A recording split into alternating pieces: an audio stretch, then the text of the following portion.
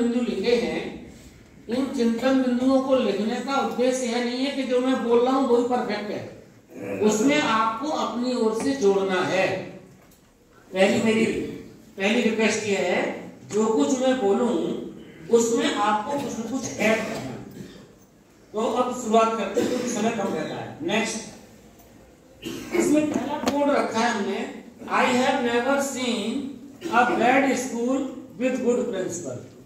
मैंने ऐसा कोई विद्यालय नहीं देखा। I have seen no bad school with a good principal. जहां का प्रधानाचार्य अच्छा है और स्कूल अच्छा नहीं है, यह दुनिया में नहीं होता। इसका मतलब, अब आप सोचिए, यदि कोई स्कूल गड़बड़ है तो प्रधानाचार्य गड़बड़। ये बात मैं नहीं कहता हूं। And no good school with a bad principal. Simple बात है, मैंने ऐसा कोई खराब विद्यालय नहीं देखा जिसका प्रधानाचार्य अच्छा हो, और ऐसा कोई अच्छा विद्यालय नहीं देखा जिसका प्रधानाचार्य खराब हो। It means a good school is always with good principal. ठीक है, ये सहमत हुआ, करना पड़ेगा, क्योंकि Freud and Hesinger the benefit of New York Times ने ये बात कही है। अब ये एक डेफिनेशन से मैंने शुरुआत की थी, अब मैं आपसे दूसरी बात पूछूंगा। तो प्रधानाचार्य क्या है? हु इज कॉल्ड ए प्रधानाचार्य? हम सभी प्रधानाचार्य हैं।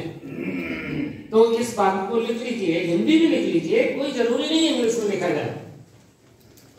आई have seen no bad school with a good principal.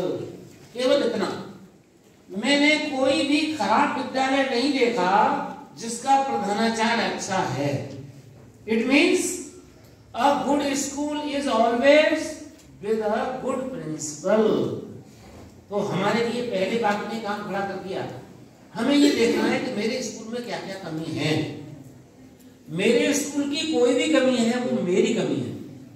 This is more important. यह हमें समझने की आवश्यकता है। अब आगे, अभी भी प्रिंसिपल्स की और भी डेफिनेशंस बहुत अच्छी हैं। अब principal is the spearhead of a ship. जैसे कोई जहाज चलाने वाला होता है, उसी तरीके से प्रिंसिपल होता है। तो वो केवल जहाज नहीं चलाता शिप को अकेले को, वो दसियों काम साथ साथ करता है। इसके लिए कहा है कि everyone may be talented but लेकिन कुशल होता है।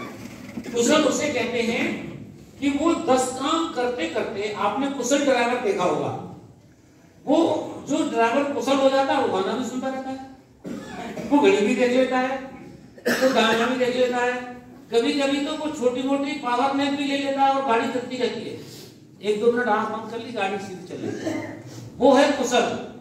अर्थात कोई प्रधानाचार्य तब कुशल माना जाता है कि वो अपना काम करते हुए 10 काम और देख ले और कर ले, तो कुशल है। केवल अपना काम कर ले तो कुशल नहीं। अब हमने इसको leadership has direct learning on, एक डेफिनेशन कोई आदर्श प्रिंसिपल जरूर लिखिए। आप पहला काम आपका है, अपने ऑफिस में जरूर लगाइए अपने लिए। हमने सब जगह शिक्षा की डेफिनेशन लगाई है, टीचर की लगाई है, पर प्रिंसिपल की डेफिनेशन नहीं लगाई। तो एक प्रधानाचार्य बोले, भाई साहब हमने इसलिए नहीं लगाई क्योंकि हमने धर्म ग्रंथों में पढ़ा है, सुना है, आचार्य देवो भव। कहीं ये नहीं लिखा है प्रधानाचार्य देवो भव। जब प्रधानाचार्य देवो भव है ही नहीं तो हम अपनी डेफिनेशन क्यों लगाएं? तो मैंने कहा, भाई साहब आचार्य ही प्रधानाचार्य है, प्रधानाचार्य में आचार्य निहित है, इसलिए आप प्रधानाचार्य देवो भव कहीं लिखा देखेंगे तब अपनी डेफिनेशन लगाएंगे तो काम नहीं चलेगा। इसलिए मेरे लिए मेरी एक डेफिनेशन मेरे ऑफिस में, और वो मुझे मोटिवेट करती है।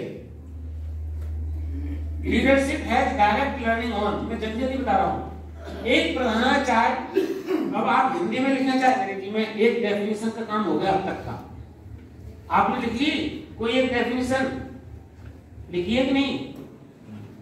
अच्छा, अब ब्रैकेट में लिख लीजिए, मैं स्वयं एक अच्छी डेफिनेशन ढूंढ करके लिखूंगा। Ethos and vision operating in a school. मैं इसकी हिंदी बताते चल रहा हूं। मेरे विद्यालय का विजन लगा है क्या? कितने विद्यालय ऐसे हैं जिनमें विजन और मिशन दो चीजें लगी हैं? विद्या भारती का लक्ष्य सब जगह होगा, हमारा लक्ष्य, लेकिन विद्यालय का लक्ष्य, विद्यालय का विजन और मिशन ये अनिवार्य रूप से लगे विद्यालय में, इस पे काम करता है प्रधानाचार्य। और हर एक विद्यालय का विजन और मिशन उसकी स्थिति परिस्थिति के अनुसार होगा। सभी विद्यालयों का एक जैसा नहीं होगा। विद्या भारती का लक्ष्य पूरे देश में एक है, लेकिन मेरे विद्यालय की परिस्थिति कैसी है, साधन कैसे हैं, उसके हिसाब से मैंने विजन तय किया है। अगले 10 साल में मुझे इतने बच्चे एनडीए बनाने हैं, मुझे अगले 5 साल में इतनी संख्या बनानी है, इतने कक्ष बनाने हैं, इतने क्षेत्र में मेरे विद्यालय का प्रभाव होगा। तो बिना विजन के काम नहीं चलता। तो विद्यालय का ईथोस माने लोक व्यवहार, मेरे विद्यालय का लोकाचार और विजन कैसा है, ये लिखित लगना चाहिए, सफल बनाना चाहिए। Quality of curriculum and it's transaction. जब आप विद्यालय का विजन और मिशन लगाते हैं, हम लोग विद्या भारती का लक्ष्य जब लगाते हैं तो निश्चित रूप से काम करते हैं उस पर। विद्या भारती का जो लक्ष्य है वो एवरीडे हमें जब दिखाई देता है तो वो प्रेरक है, बहुत ही फिलोसॉफिकल है, दार्शनिक है। इस लक्ष्य को 1989 में लिखा गया विद्या भारती के द्वारा, आज तक कोई बदल नहीं पाया। तब से 4 राष्ट्रीय चिंतन बैठकें हो गई। विद्या भारती के लक्ष्य में कोई परिवर्तन नहीं होता। अभी एनईपी आई तो मैंने देखा कि हमारा लक्ष्य और एनईपी का लक्ष्य क्या है। एनईपी का लक्ष्य किसने देखा है? एनईपी का विजन लक्ष्य प्रधानाचार्य होने के नाते तो इसको गूगल पे टाइप करोगे, विजन ऑफ एनईपी, देखिए हिंदी में टाइप करो चाहे इंग्लिश में टाइप करो, राष्ट्रीय शिक्षा नीति 2020 का विजन। तो आप आश्चर्य करेंगे, तो मैंने उस विजन से अपने विद्या भारती वाले लक्ष्य की तुलना की तो हमारा लक्ष्य अभी भी उससे अच्छा है। हमारे लक्ष्य में एनईपी की सारी बातें हैं। यह जानकर के मुझे इतनी खुशी हुई कि विद्या भारती में कितने विद्वान अधिकारी रहे होंगे। उन्होंने ऐसा लक्ष्य लिखा, 1989 से लेकर अब तक 30-35 साल हो गए, कोई कलम नहीं लगा सकता, एनईपी भी कलम नहीं लगा पाई। तो हम उससे तुलना करें। क्वालिटी प्रधानाचार्य का पहला काम क्या है? अपने विद्यालय का लोकाचार और लक्ष्य ये लिखित, उस पर प्रधानाचार्य का काम जब होता है तो वो विद्यालय के हिसाब से प्रोग्रेस करता है। दूसरा काम क्वालिटी ऑफ करिकुलम। इस समय हम सभी लोग चेंज फेज में चल रहे हैं, तो हमें से जैसे ही मैं बात करता हूं कि एनईपी का विजन सब प्रधानाचार्यों के कार्यालय में लग जाना चाहिए। हिंदी, अंग्रेजी, संस्कृत की भाषा में आ गया है। आपको जो भाषा अच्छी लगे उसको लगाइए। जब आप विद्या भारती के लक्ष्य के साथ एनईपी का विजन लगा देंगे तो आपका काम बिल्कुल सरल हो जाएगा और ध्यान में 10 काम आएगा। ईथोस, लोकाचार, इसके लिए जैसे हम लोग बहुत पहले से काम कर रहे हैं। भैया बहनों के लिए करणीय कार्य, अभिभावकों से निवेदन, आगंतुकों से निवेदन, जूते पंक्ति में ही उतारें, भोजन से पहले भोजन मत, ये लोकाचार है, ईथोस है। इस ईथोस को जो प्रधानाचार्य अच्छा कर लेगा उसका विद्यालय अच्छा हो जाएगा। हम लोग कर भी रहे हैं, और अधिकांश कर रहे हैं, लेकिन और थोड़ा अच्छा करना है। अब आइए quality of curriculum and transaction. प्रधानाचार्य का सबसे महत्वपूर्ण दूसरा काम है, जो पाठ्यक्रम हमें मिला है उसका क्लासरूम में ट्रांजैक्शन कैसे हो रहा है। तो करिकुलम एंड ट्रांजैक्शन, पाठ्यक्रम और उसका ट्रांजैक्शन का मतलब क्रियान्वयन नहीं,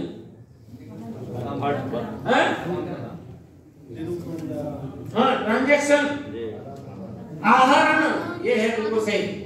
जब बैंक से हम पैसे रखते तो ट्रांजैक्ट हो जाता है, इतना मनी ट्रांजैक्ट हुआ, उसे कहते हैं आहरण।